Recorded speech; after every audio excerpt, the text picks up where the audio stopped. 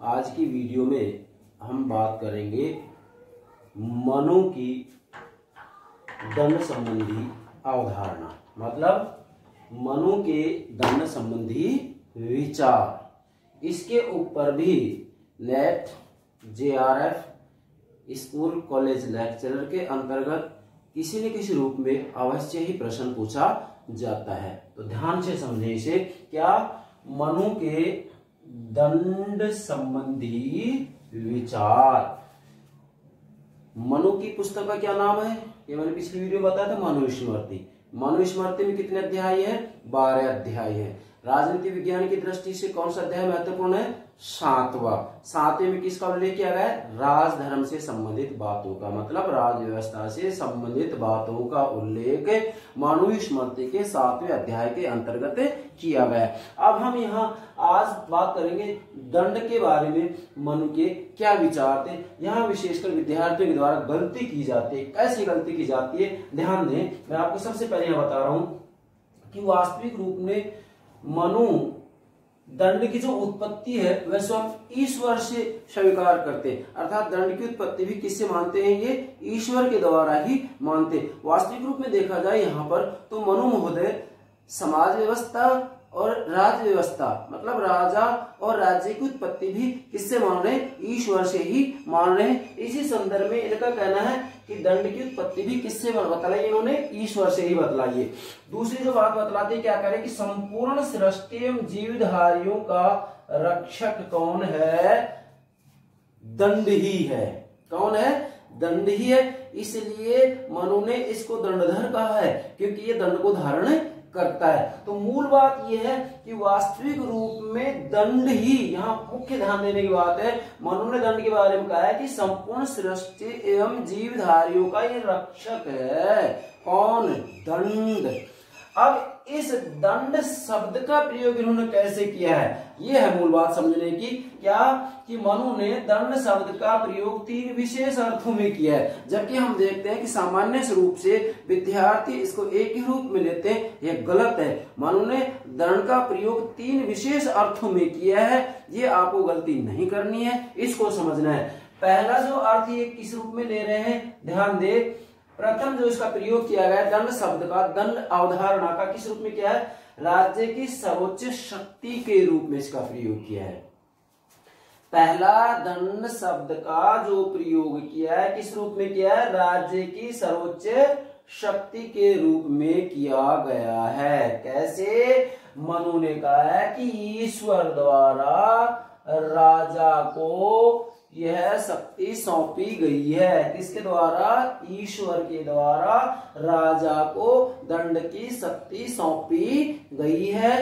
तो इस रूप में यह राज्य की सर्वोच्च शक्ति के रूप में भी दंड शब्द का प्रयोग करते हैं। इसी के अंतर्गत अगली बात कि दंड को धारण करने के कारण राजा दंडधर कहलाते हैं। क्या कि दंड को धारण करने के कारण राजा दंडधर कहलाते हैं। मैंने आपको पीछे बताया था कि वास्तविक रूप में राजा ही संपूर्ण सृष्टि एवं जीवधारियों का रक्षक है। किस रूप में? कि इसके द्वारा दंड का प्रयोग किया जाता है, इसलिए दंडधर कहलाता है, और दंड का प्रयोग करता है इसलिए दंडधर कहला रहा है। इसी कारण यहाँ मनु ने दंड शब्द का प्रयोग राज्य की सर्वोच्च शक्ति के रूप में किया है। अब नोट कीजिएगा, यहाँ दंड शब्द का पहला प्रयोग मनु ने कहाँ किया है? राज्य की सर्वोच्च शक्ति के रूप में इसका प्रयोग किया है। नोट कीजिएगा यहाँ, क्या? राज्य की सर्वोच्च शक्ति के रूप में दंड शब्द का प्रयोग किया है। एक दूसरा दंड शब्द का प्रयोग कहाँ किया इन्होंने? राज्य की सेना के रूप में। अब नोट कीजिएगा यहाँ, क्या दूसरा प्रयोग इन्होंने दंड का कहाँ किया है? राज्य की सेना के रूप में। विशेषकर विद्यार्थी इसको केवल इसी पाठ के रूप में लेते हैं, जबकि सच्चाई है इसके अलावा 2 रूपों में भी इसका प्रयोग किया है। तो दूसरा प्रयोग कहाँ किया है? राज्य की सेना के रूप में। कहाँ किया है? आपको हमने पिछली वीडियो में बताया था कि वास्तविक रूप में मनु के द्वारा जो राज्य का सप्तांग सिद्धांत दिया गया था, क्या राज्य का सप्तांग सिद्धांत दिया था, इसके लिए आप हमारी पिछली वीडियो देखिएगा। उसके अंतर्गत इन्होंने राज्य की 7 प्रकृतियां बतलाई। क्या? राज्य की 7 प्रकृतियां बतलाई है। 7 प्रकृतियां कौन कौन सी हैं? वैसे आप पिछली वीडियो देखिएगा, लेकिन मैं फिर इसकी पुनरावृत्ति कर रहा हूं। कौन कौन सी 7 प्रकृतियां? स्वामी, अमात्य, पुर, राष्ट्र, कोष, दंड, मित्र।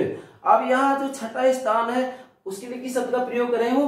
दंड। मगर यहाँ दंड का भावार्थ क्या ले रहे हो? सेना से ले रहे हैं। किससे ले रहे हैं? सेना से ले रहे हैं। तो यहाँ पर जो राज्य की 7 अंग बतलाए हैं, 7 तत्व बतलाए हैं, उनको मनु क्या संज्ञा देता है? प्रकृतियों की। और प्रकृतियों की संख्या कितनी है? 7। 7 में जो छठवां स्थान है वो किसका है? दंड का है। तो इस रूप में भी दंड शब्द का प्रयोग किया जाता है। किस रूप में? राज्य की सेना के रूप में। कहीं कहीं वह सेना शब्द के स्थान पर बल शब्द का प्रयोग भी करता है। तो दंड शब्द का जो दूसरा प्रयोग किया है किस रूप में किया है? राज्य की सेना के रूप में। सेना के रूप में मतलब राज्य के जो मनु ने 7 अंग बतलाए हैं उसमें छठा जो अंग है या तत्व है या प्रकृति है उसको इन्होंने दंड कहा है। क्या कहा है? दंड कहा है। तो इस रूप में भी मनु ने दंड शब्द का प्रयोग किया है। तीसरा जो दंड शब्द का प्रयोग मनु ने किया है वो दंड अपराधी को दी जाने वाली सजा है। मतलब यहां दंड शब्द का प्रयोग न्याय प्रशासन के संदर्भ में किया गया है। नोट कीजिएगा, किस संदर्भ में? न्याय प्रशासन के संदर्भ में। अर्थात न्यायालय के द्वारा अपराधी को दी जाने वाली सजा के रूप में यहाँ दंड शब्द का प्रयोग किया है। मीन्स न्याय प्रशासन के संदर्भ में भी मनु ने दंड शब्द का प्रयोग किया है। तो ध्यान दें, यहां दंड शब्द का प्रयोग कितने रूपों में किया है मनु ने? 3। ये एग्जाम में पूछ लिया जाता है अक्सर। 3। वो 3 प्रकार कौन कौन से हैं? फिर से बता रहा हूं। राज्य की सर्वोच्च शक्ति के रूप में दंड शब्द का प्रयोग किया है। दूसरा, राज्य की सेना के रूप में दंड शब्द का प्रयोग किया है। सेना मीन्स मैं आपको पहले बतला चुका हूं कि यहाँ पर वास्तविक रूप में राज्य की जो 7 प्रकृतियां बतला रहे हैं उसमें छठी प्रकृति यही है। और तीसरा जो प्रयोग किया है वह न्यायालय के द्वारा अपराधी को दी जाने वाली सजा के रूप में भी दंड शब्द का प्रयोग करता है। तो 3 रूपों में इसका प्रयोग किया है। ये आपको ध्यान रखना है, यहाँ पर गलती नहीं होनी चाहिए। नेट जेआरएफ में किसी न किसी रूप में कथन के रूप में प्रश्न आपसे पूछा ही जाता है। अब इसमें एक बात और रह गई है कि जो तीसरा प्रकार बता रहे हैं कि दंड अपराधी को दी जाने वाली सजा है। अब यहाँ मनु एक बात और बतला रहे हैं, यह भी एग्जाम की दृष्टि से बहुत ही महत्वपूर्ण है कि मनु दंड के 4 प्रकार बतलाते हैं। मतलब अपराधी को जो सजा दी जाती है उस सजा के 4 प्रकार बतलाए हैं। यह भी एग्जाम की दृष्टि से बहुत महत्वपूर्ण है। 4 प्रकार कौन कौन से हैं? नंबर 1 नोट करेंगे, वाग्दंड। क्या है? वाग्दंड। यहाँ पर क्या किया जाता है कि धर्म सभा के अंतर्गत वास्तविक रूप में एक अपराधी को समझाने का प्रयास किया जाता है और उसे भविष्य में किसी प्रकार की गलती ना करे इसके लिए वचनबद्ध किया जाता है। ऐसा किया जाता है तो उसे कहते हैं वाग्दंड। मीन्स यहाँ समझाने का प्रयास किया जाता है। दूसरा, धिग्दंड। धिग्दंड के अंतर्गत अपराधी को धर्म सभा के अंतर्गत वास्तविक रूप में कठोर वचन बोले जाते हैं जिससे कि वह अपमानित हो। इस रूप में धिग्दंड का प्रयोग किया जाता है। तीसरा क्या है? अर्थदंड। नाम से स्पष्ट है, यहाँ पर वास्तविक रूप में अर्थ मीन्स धन, अर्थात यहाँ वास्तविक रूप में उसके ऊपर कुछ जुर्माना लगाया जाता है। मतलब यहाँ वास्तविक रूप में उससे कुछ धन इत्यादि लिया जाता है।